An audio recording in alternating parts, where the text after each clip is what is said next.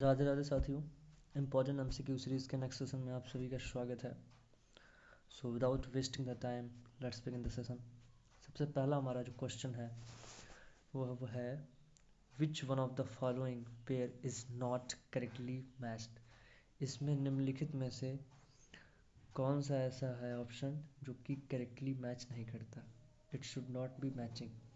ठीक है, इसमें देखिए एक तरफ आपकी ये सारी क्रॉप्स लिखी हुई हैं और दूसरी तरफ उनसे रिलेटेड जो जीन है वो लिखे हुए हैं। ठीक है, तो उसी के बिहाफ पे आपको बताना है। बाजरा में टिप 23 D2A पाया जाता है, मेज में टिप साइटोप्लाज्म पाया जाता है, वीट में आपको पता है RST1 RST2 पाया जाता है। क्या राइस में न्यूरन पाया जाता है? नहीं, ये राइस में न्यूरन नहीं पाया जाता है। ठीक है, न्यूरन जो है हमारा वीट में देखने को मिलता है, राइस में नहीं होता है। ठीक है, तो यही जो इसका होगा वो राइट आंसर होगा, मतलब D will be the right answer of this question. ठीक है, तो यही जो है पेयर वो करेक्टली मैच नहीं कर रहा है, मतलब ये गलत है। नेक्स्ट क्वेश्चन पर चलते हैं हम। नेक्स्ट क्वेश्चन है which one of the following disease does not induced floral abnormalities. जैसे कुछ बीमारियां होती हैं जिसमें जो फ्लावर इन्फ्लोरेसेंस होता है या जो फ्लावर होता है उसमें एबनॉर्मलिटीज़ देखने को मिलती है। ठीक है, तो इसमें से ही बताना है कि निम्नलिखित में से किसमें जो है फ्लावर में जो एबनॉर्मलिटी है वो नहीं देखने को मिलती है, कौन सी ऐसी बीमारी है। तो आपके ऑप्शंस है downy mildew of mustard, green ear disease of बाजरा, वाइट रस्ट ऑफ क्रूसीफर और नन ऑफ दीज। ठीक है, तो आपको बताना है इसमें से कौन सा होगा। जैसे हमारा वाइट रस्ट ऑफ क्रूसीफर जो है किसकी वजह से होता है, तो इसका जो कॉजल ऑर्गेनिज्म है वो हमारा है अल्ब्यूगो कैंडिडा। क्या है इसका? Albugo candida. Green ear disease of बाजरा में इसमें भी इन्फ्लोरेसेंस में ही देखने को मिलता है, यानी फ्लावर में ही एबनॉर्मलिटी देखने को मिलती है। ठीक है, स्क्लेरोस्पोरा ग्रामिनिकोला की वजह से होता है, इसका कॉजल ऑर्गेनिज्म है। क्या डाउनी मिल्ड्यू ऑफ मस्टर्ड में भी फ्लावर एबनॉर्मलिटीज़ देखने को मिलती है? तो बिल्कुल नहीं देखने को मिलती है। तो यही जो होगा वो आपका राइट आंसर होगा, मतलब A will be the right answer of this question. ठीक है, इसके साथ आपको ये भी ध्यान में रखना है कि डाउनी मिल्ड्यू ऑफ मस्टर्ड का जो कॉजल ऑर्गेनिज्म है वो है हमारा परनोस्पोरा पैरासिटिका। क्या है? परनोस्पोरा पैरासिटिका। ठीक है, ग्रीन ईयर डिजीज ऑफ बाजरा क्या है? स्क्लेरोस्पोरा गैमनिकोला। वाइट रस्ट ऑफ क्रूसीफर का क्या है? Albugo Candida.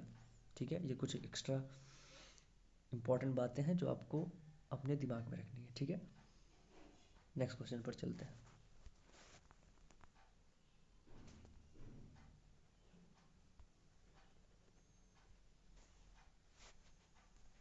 नेक्स्ट क्वेश्चन हमारा विच one of the following pair is not correctly matched. इसमें से निम्नलिखित में से कौन सा पेयर है जो मैच नहीं कर रहा है। ठीक है, पहला आपका ऑप्शन जो है पहला है पैडी गर्ल फ्लाई। क्या है? Paddy girl fly.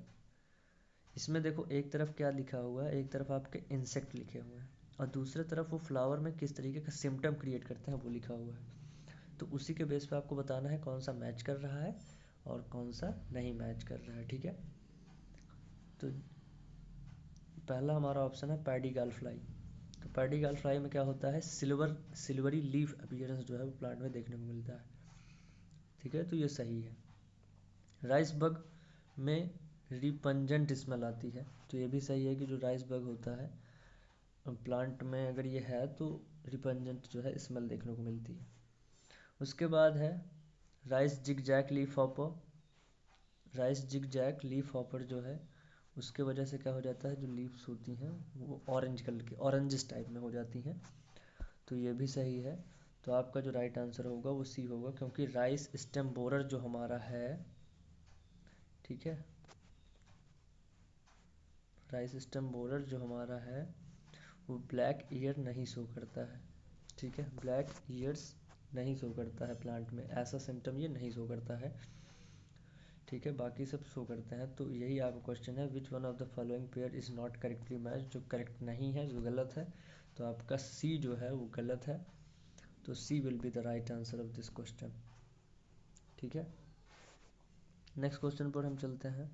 Next question हमारा है which one of the following disease of pigeon P. निम्नलिखित में से कौन सी जो है अरहर की बीमारी है जो कि ट्रांसमिट करता है eriophyid mite, transmitted by eriophyid mite, तो कौन सी ऐसी डिजीज़ है which is transmitted by eriophyid mite, ठीक है, तो आपको यही बताना है। तो पहला आपका ऑप्शन है फाइटोप्थोरा स्टेमरॉड, दूसरा है Cercospora leaf spot, yellow mosaic या स्टेल्टी मोज़ैक। तो इसका जो राइट आंसर होगा आपका वो डी होगा, स्टेल्टी मोज़ैक जो डिजीज़ है, जो कि आपको अरहर में देखने को मिलती है बीमारी। स्टेल्टी मोज़ैक जो डिजीज़ है वो अरहर में ज़्यादा देखने को मिलती है, और इसको जो ट्रांसमिटिंग एजेंट है वो हमारा है इरायोफिड माइट। कौन क्या है? Eriophyid mite. तो आप अपने दिमाग में इसको रखिए कि sterility mosaic is transmitted by eriophyid mite, और ये बीमारी किस में देखने को मिलती है? तो ये बीमारी अरहर में देखने को मिलती है, कैनानस कैरान, ठीक है, फैमिली लेगुमिनेसी है। ठीक है, नेक्स्ट क्वेश्चन पर हम चलते हैं। ठीक है, क्या कह रहा है? Which one of the following was introduce in the country to eradicate prickly pear weed. ठीक है, एक हमारा वीड है, ठीक है, तो इसमें से आपका क्वेश्चन ये इसमें सबसे पहले आप ये समझो, क्वेश्चन जैसे समझ नहीं आ रहा कि इसमें क्या लिखा है नीचे, क्योंकि इसमें जो है सबका जो है जूलॉजिकल नेम लिखा हुआ है, ठीक है, जैसे डेक्टाइलोपस टोमेंटोसस, जाइगोग्राइमा, बाइक्लोराटा, ठीक है, तो ये डेक्टाइलोपस टोमेंटोसस क्या है? एक स्केल इंसेक्ट है, और जाइगोग्रामा बाइक्लोराटा क्या है? ये हमारा बीटल है। किस तरीके का बीटल है ये भी आपको पता होना चाहिए, ठीक है। तो हमारा जो जाइगोग्रामा है वो मैक्सिकन बीटल इसको कहते हैं या पार्थेनियम बीटल कहते हैं, ठीक है। तो इस चीज़ को, ये सब मतलब इंसेक्ट के नाम है, मतलब आपको अब ये समझ में आ गया होगा कि ये सारे जो है इंसेक्ट के नाम है। तो कौन, विच one of the following was introduced in the country, कौन सा ऐसा इंसेक्ट है जो इंट्रोड्यूस हुआ था हमारे कंट्री में, अपने भारत में, इंडिया में इंट्रोड्यूस किया गया था? कौन से प्रिकली पियर, जो हमारा वीड है, जो खरपतवार है प्रिकली पियर, जिसका जो बोटेनिकल नेम है वो ओपंक्टिया जिलेनी है, इसको ख़त्म करने के लिए, इसको समाप्त करने के लिए, तो उसी इंसेक्ट का नाम पूछ रहा है, ठीक है। ये क्वेश्चन में आपका नाम पूछ रहा है कि which one of the following was introduce in the country to eradicate, eradicate का मतलब सफाया करने के लिए प्रिकली पियर वीड को, ठीक है, तो कौन सा ऐसा है?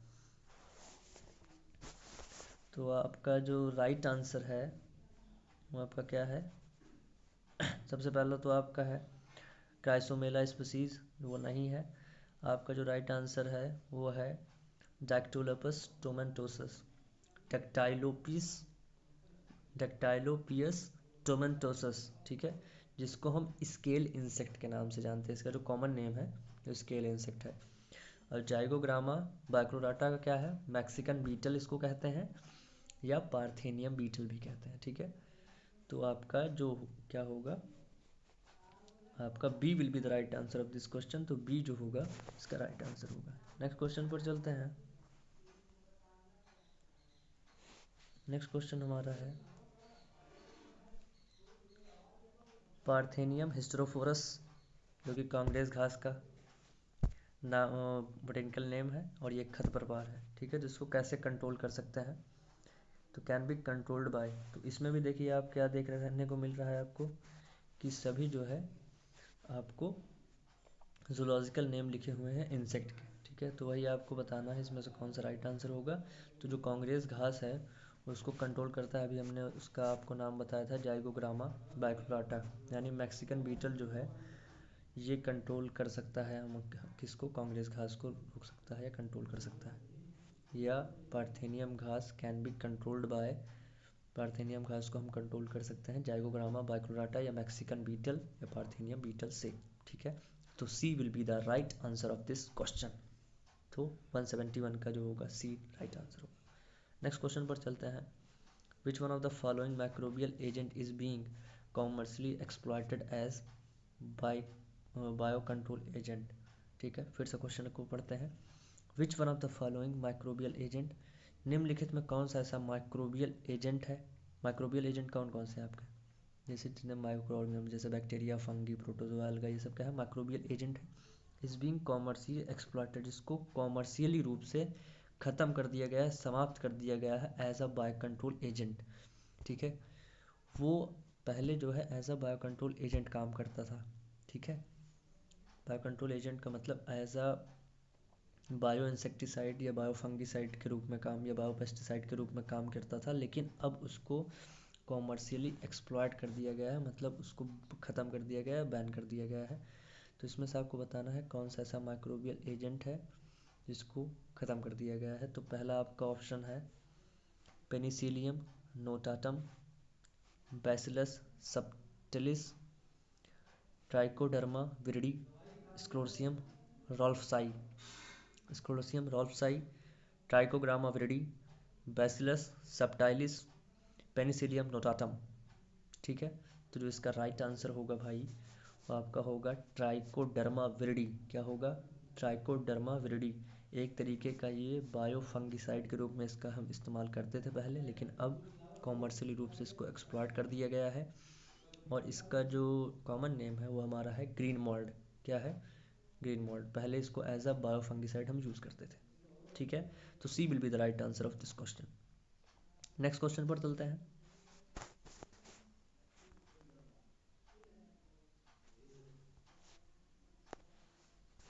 Which one of the following cause more wastage of herbicide by drift?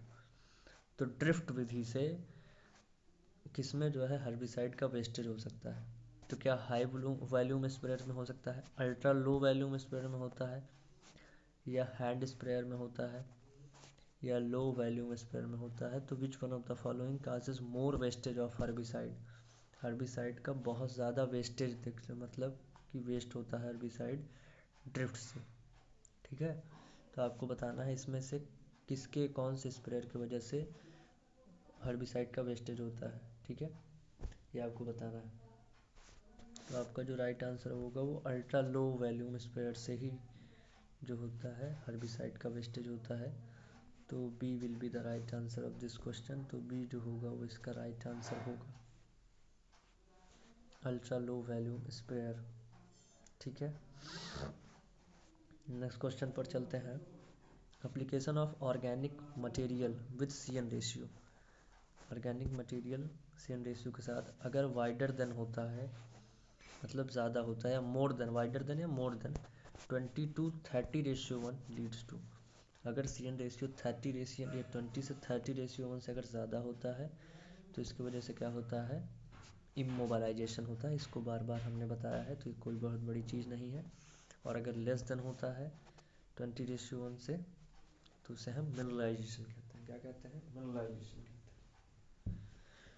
इसका जो राइट आंसर होगा वो हमारा होगा इमोबालाइजेशन, ठीक है। तो D will be the right answer of this question.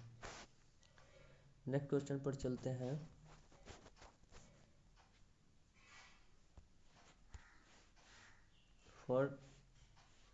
For sugarcane nitrogen fertiliser application has to be completed within.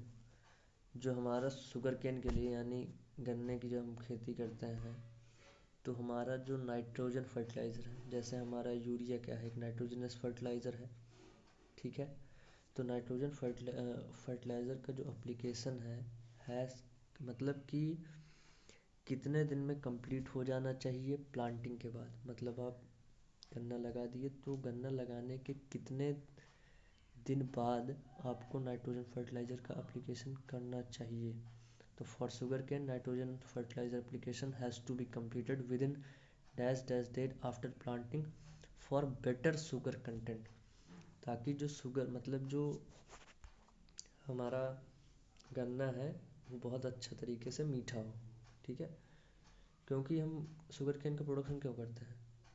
Sugar main उसका मोटिव है, ठीक है। तो अच्छा शुगर केन हो तो उसके लिए कितने दिन बाद हमें जो है नाइट्रोजन फर्टिलाइज़र का एप्लीकेशन करना चाहिए, ये हमारा क्वेश्चन है।